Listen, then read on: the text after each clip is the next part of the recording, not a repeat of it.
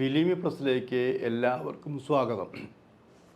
പണത്തിനോട് ആർത്തി മൂത്ത കുറേ പേര് നമ്മുടെ നാട്ടിലുണ്ട്. പക്ഷേ എത്ര ഉണ്ടായിട്ടും ഈ ആർത്തി ഉണ്ടായിട്ട് വല്ല കാര്യമുണ്ടോ? കോവിഡ് വന്ന സമയത്ത് എല്ലാവരും ചോദിച്ച ചോദ്യം ഇതാണത്: എന്തിനാ ഉണ്ടാക്കി വച്ചിരിക്കുന്നത്? ഇങ്ങനെ മനുഷ്യരിങ്ങനെ ചത്തു വീണുകൊണ്ടിരിക്കുന്ന കാഴ്ചയാണെന്ന് ആലോചിക്കണം. ആർക്കും ഒരു സുരക്ഷിതവുമില്ലാത്തൊരു കാലഘട്ടമായിരുന്നു 2 വർഷത്തോളം എന്ന് ആലോചിക്കണം. അത് കഴിഞ്ഞപ്പോഴെങ്കിലും വിചാരിച്ചു കുറേ പേരെങ്കിലും നേരെയാകും, നല്ല മനസ്സിന് ഉടമകളാവുമെന്ന് വിചാരിച്ചു. പലരും അങ്ങനെയല്ല. ഇപ്പോൾ ചോദിക്കും, എന്താ ഇപ്പോൾ അത് പറയാൻ കാരണം എന്ന് ചോദിക്കും. ഇപ്പോൾ ഇത് പറയാൻ കാരണം നമ്മുടെ പ്രിയപ്പെട്ട സംഗീതജ്ഞൻ ഇളയരാജയുടെ ആർത്തിയെക്കുറിച്ച് ഓർത്തപ്പോഴാണ്. ഇളയരാജാൻ്റെ പാട്ടിൻ്റെ കാര്യത്തിൽ ഒരു കിങ് മേക്കറാണ് അങ്ങനെ. അതിലൊന്നൊരു സംശയമൊന്നുമില്ല. ഇനി ആര് ചെറുപ്പക്കാരും വലിയപ്പക്കാരും വന്നാലും എനിക്കും നിങ്ങൾക്കൊക്കെ ഇളയരാജ സംഗീതം ഇഷ്ടം തന്നെയാണത്. പക്ഷെ ആ ഇഷ്ടം ചില സമയത്ത് നമുക്ക് അസഖ്യമായി വരും. ഇയാളെ കൊണ്ടാണോ ഈ സംഗീതം ചെയ്യിച്ചത് എന്ന് നമുക്ക് തോന്നും. എന്താ കാര്യമൊന്നുമല്ല. ഇപ്പോൾ അങ്ങനെ വെറുതെ കാശിൻ്റെ ആർത്തി മൂത്തുകൊണ്ട് 1-2 കോടി രൂപ തരണം, അങ്ങനെയുള്ള പാട്ട് പാടാൻ പാടില്ല. ആരോട് പറഞ്ഞു? മഞ്ഞുമ്മൽ ബോയ്സ് എന്നുള്ള സിനിമ കണ്ടുള്ള അതായത് 300 കോടിയിൽ താഴെ കളക്ട് ചെയ്തുകൊണ്ട് അവരുടെ കയ്യിലിരിപ്പ് വേറെ, അതിപ്പോൾ പറയുന്നില്ല. അതിൽ ഈ ഒരു പാട്ടുണ്ട്. അതായത് 33 വർഷം മുമ്പ് ഇറങ്ങിയ ഗുണ എന്നുള്ള സിനിമ, കമലഹാസൻ്റെ ഗുണ എന്നുള്ള സിനിമയിൽ കൺമണി അൻപോട് കാതലൻ നമുക്ക് കേൾക്കാൻ നല്ല പാട്ടാണ്, ഒരു സംശയവുമില്ല. പക്ഷെ വരികൾ എഴുതിയത് ഇളയരാജയല്ല. ഇളയരാജൻ്റെ സംഗീതം കൊടുത്തു എന്നുള്ളൂ. അതിന് നിർമ്മിച്ചൊരു നിർമ്മാതാവുണ്ട്. കാശ് എണ്ണി അതായത് ഇളയരാജ ചോദിച്ച പണം എണ്ണി കൊടുത്തൊരു പ്രൊഡ്യൂസറുണ്ടെന്ന് ആലോചിക്കണം. അതോടെ തീർന്നു പ്രൊഡ്യൂസറും ഇളയരാജ ബന്ധം. കാരണം അത് ആ പ്രൊഡ്യൂസർ സ്വന്തമാണെന്ന് ആലോചിക്കണം. ഇനി വേറൊരു കാര്യം, ഇത് 33 വർഷം മുമ്പുള്ള സംഭവമാണെന്ന് ആലോചിക്കണം. ഇവിടെ കോപ്പിറൈറ്റ് പ്രകാരമുള്ള പുസ്തകങ്ങളുടെ ഒരു നിയമാവലിയുണ്ട്. 25 വർഷം കഴിഞ്ഞ പുസ്തകങ്ങളിൽ ആർക്ക് വേണമെങ്കിലും അത് പ്രിൻ്റ് ചെയ്യാം, ആർക്കും എടുക്കാം, ഒരു റോയൽറ്റിയും കൊടുക്കേണ്ട ആവശ്യമില്ല. ഇപ്പോൾ നമ്മുടെ പ്രിയപ്പെട്ട സംഗീത സംവിധായകൻ ഇളയരാജ പറഞ്ഞെന്താ, എൻ്റെ പാട്ട് നിങ്ങൾ ഇതിൽ ചേർത്തിട്ടുണ്ട്, അത് മുഴുവനില്ല കേട്ടോ, നിങ്ങൾ സിനിമ കണ്ടാലും മുഴുവനൊന്നുമില്ല. അതിന് ചോദിക്കാതെ, അനുവാദം വാങ്ങാതെ, കാശ് കൊടുക്കാതെ ചെയ്തതിന് 2 കോടി വേണമെന്ന് പറഞ്ഞ് കേസ് കൊടുത്തു എന്ന് ആലോചിച്ച് നോക്ക്. എന്തിനു കൊടുക്കണം കാശ്? 33 വർഷം മുമ്പുള്ളൊരു സിനിമയിലത്തെ ഈ 2-3 വരികൾ അവിടെ ഇവിടെയായിട്ട് കുറേ ചേർത്ത് കൊടുത്തിട്ടുണ്ട് എന്ന് ആലോചിക്കണം. അതായത് ഗുണ സിനിമ കണ്ട് ആവേശം കൊണ്ട് അത് കാണാൻ പോയ ആൾക്കാരുടെ എന്നറിയാലോ. മാത്രമല്ല, അങ്ങനെ പൈസ കൊടുക്കണമെങ്കിൽ അത് കൊടുക്കേണ്ടത് ആർക്കാണ്? അതിൻ്റെ പ്രൊഡ്യൂസർക്കല്ലേ. 33 വർഷം മുമ്പ് ഈ സിനിമ എടുത്ത പ്രൊഡ്യൂസർക്കാണ് അതിൻ്റെ പകർപ്പവകാശത്തിൻ്റെ രീതിയിലുള്ള എമൗണ്ട് കൊടുക്കേണ്ടത്. കാരണം ആ പ്രൊഡ്യൂസറാണ് എല്ലാത്തിനും ഉടമ എന്ന് പറഞ്ഞാൽ ഇളയരാജ സംഗീതം മാത്രമേ ചെയ്തിട്ടുള്ളൂ. ആ സംഗീതം ചെയ്യുമ്പോൾ നമ്മൾ ആലോചിക്കണം, അതിന് മനോഹരമായ വരികൾ എഴുതിയ എഴുത്തുകാരനുണ്ട്. അപ്പോൾ എഴുത്തുകാരന് വരിയില്ലെങ്കിൽ ഇങ്ങനെ സംഗീതം ചെയ്യാൻ പറ്റുമോ? അപ്പോൾ എഴുത്തുകാരന് പൈസ കൊടുക്കണ്ടേ? അത് ഒന്ന്. ഇതിൻ്റെ മ്യൂസിക് ചെയ്യുന്ന സമയത്ത് ഓർക്കസ്ട്ര ഉണ്ടെന്ന് ആലോചിക്കണം, അല്ലേ?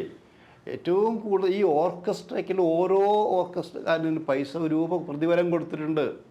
അപ്പോൾ നിർമ്മാതാവാണ് ഇതെല്ലാം, ഇത് ഇളയരാജയല്ല കൊടുത്തിരിക്കുന്നത്, അപ്പോൾ നിർമ്മാതാവാണ് കൊടുത്തിരിക്കുന്നത്. അപ്പോൾ അതിന് നിർമ്മാതാവിൻ്റെ അതല്ലേ.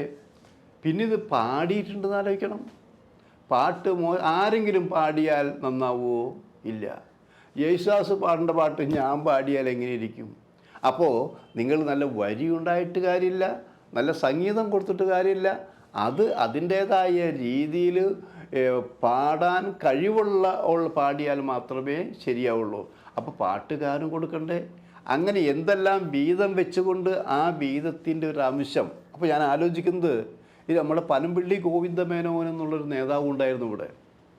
അദ്ദേഹം കുറേ കോടികൾ മോഷ്ടിച്ചു എന്ന് പറഞ്ഞൊരു പ്രചരണം മുമ്പുണ്ടായിരുന്നു. അദ്ദേഹം പറഞ്ഞു, ഞാൻ മോഷ്ടിച്ചിട്ടുണ്ട്. അപ്പോൾ തൃശ്ശൂർ ഭാഗത്ത് വലിയ മഹാസമ്മേളനം നടന്നുകൊണ്ടിരിക്കുക. ജനം തടിച്ചു കൂടിക്കൊണ്ടിരിക്കുകയാണത്.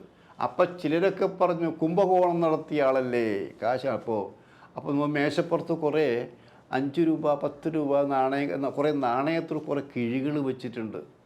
അപ്പോൾ പനമ്പള്ളി ഗോവിന്ദമേനോൻ പറഞ്ഞു, ശരിയാണ്, ഞാൻ കുറച്ച് മോഷ്ടിച്ചിട്ടുണ്ട്.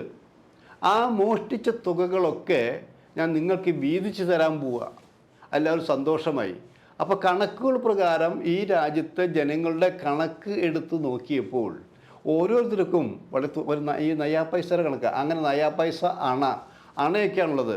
ഞങ്ങൾക്ക് 2 അണ 3 അണ അങ്ങനെ 4 അണ ഇങ്ങനെയൊക്കെ. ആ അണ ഓരോരുത്തരും വന്ന് വാങ്ങിച്ചോളൂ എന്ന് പറഞ്ഞപ്പോൾ കയ്യടിച്ചവരാണെന്ന് ആലോചിക്കുക. ആരെങ്കിലും 2 അണ മേടിക്കാൻ പോവോ? അങ്ങനെ ബുദ്ധിപൂർവ്വം പ്രവർത്തിച്ച ഒരു രാഷ്ട്രീയ നേതാവ് ഈ രാജ്യത്തുണ്ടായിരുന്നു ആലോചിക്കണം.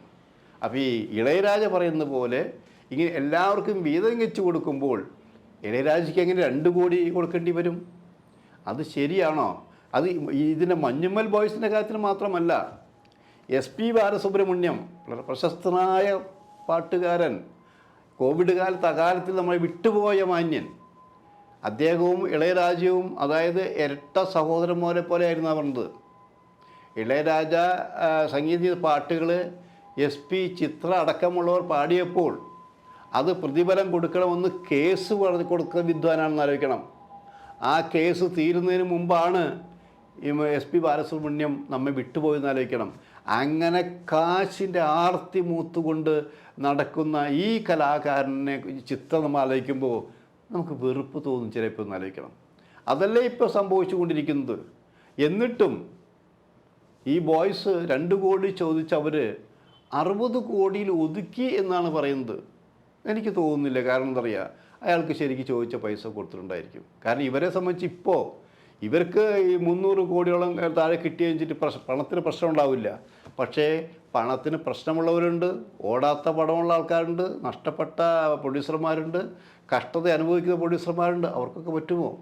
അപ്പോൾ ഇങ്ങനെയില്ല, താനാണ് വലിയവൻ, തൻ്റെ സംഗീതം കൊണ്ടാണ് ഈ സൂര്യൻ ഉദിക്കുന്നത് എന്ന് വിശ്വസിച്ച് നടക്കുന്ന ഇളയരാജയെ പോലെയുള്ള വലിയ മനുഷ്യർ ഇങ്ങനെ ചെറുതായി പോകുമ്പോൾ വേദന തോന്നാറില്ലേ? അത് ശരിയല്ല. സംഗീതം ഒരാളുടെ കുത്തകയല്ല, അത് നിർമ്മാതാവിന് അവകാശപ്പെട്ടതെന്ന് ആലോചിക്കണം. ആ നിർമ്മാതാവാണ് ഇങ്ങനെ മഞ്ഞിൽ ആർക്കായാലും ഇത് കൊടുക്കേണ്ടത്. ഇപ്പോഴും നമ്മൾ സീരിയലുകൾ കാണുമ്പോൾ, മറ്റു സിനിമകൾ കാണുമ്പോൾ പഴയ പാട്ടുകളെല്ലാം ഉപയോഗിച്ചിട്ടുണ്ട്. ഇതൊരു സംഗീത സംവിധായകനാണോ അതിൻ്റെ റേറ്റ് കൊടുക്കേണ്ടത്? ഇനിയെങ്കിലും വേടിച്ചത് വേടിച്ചു. ഇനി ആരും ഇതിൻ്റെ പേരിൽ പണം കൊടുക്കാൻ പാടില്ല. കൊടുക്കുകയാണെങ്കിൽ നിർമ്മാതാവിന് കൊടുക്കണം, അതുമായി ബന്ധപ്പെട്ടവർ കൊടുക്കണം. ഒരു സംഗീത സംവിധായകൻ വിചാരിച്ചാൽ മാത്രം രക്ഷപ്പെടുന്ന പാട്ടുകളല്ല ഇവിടെയുള്ളത് എന്നുള്ളത് യാതൊരു സംശയവുമില്ല.